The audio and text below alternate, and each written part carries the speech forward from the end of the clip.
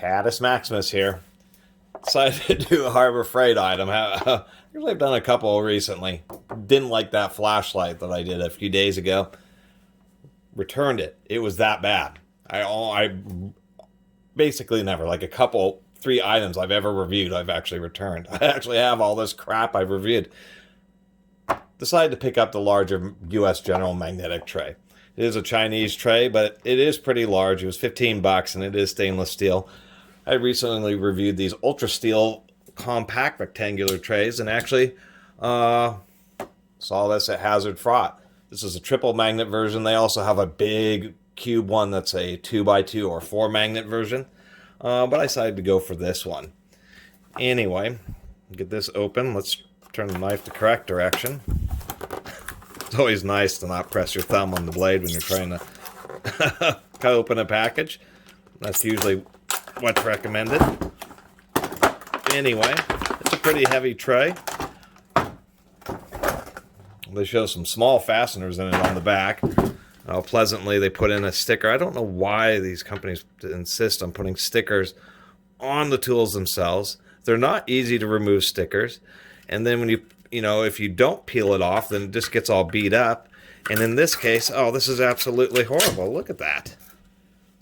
Conveniently left all the stickum on there, so now I'm gonna have to spend some time with some acetone or goof off to clean off that stickum.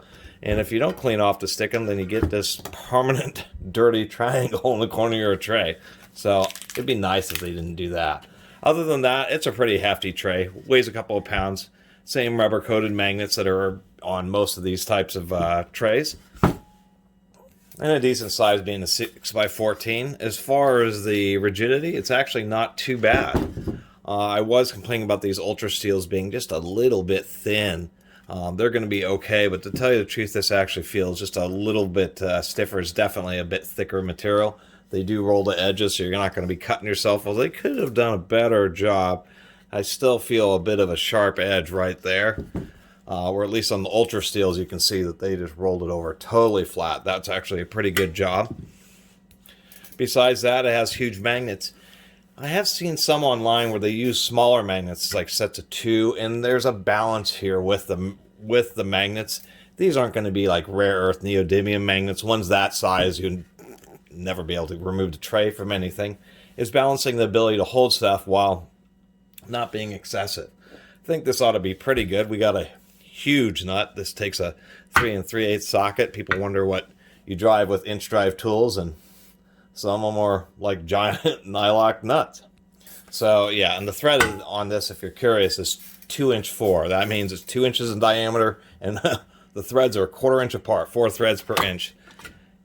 Not super great. Definitely not going to hold something quite as heavy duty as this, and this is a pretty solid cross section of steel. I'm actually kind of surprised. I thought it would. Got some random bolts here. It'll definitely keep stuff from rolling around, that's for sure, but it would be kind of nice. Oh, I guess it's okay with regular bolts there. Part of the deal with these magnetic trays is so that they can be stuck vertically or sideways on something and still be able to hold the parts, which this certainly does. So as far as a cheap magnetic tray, this is probably one of the, gotta call a spade, and so for $15, this is at least a reasonable kind of tray. Lots of times these get beat up, they get knocked off of stuff, get all sorts of dinged up. If you drop them, these magnets, they're ceramic, and they'll end up breaking apart, and so they kind of get all funky on there. Sometimes they can come unglued when you drop them, so you don't really want to spend a ton of money on these trays. So overall, I think this one's not too bad, especially since it's stainless steel.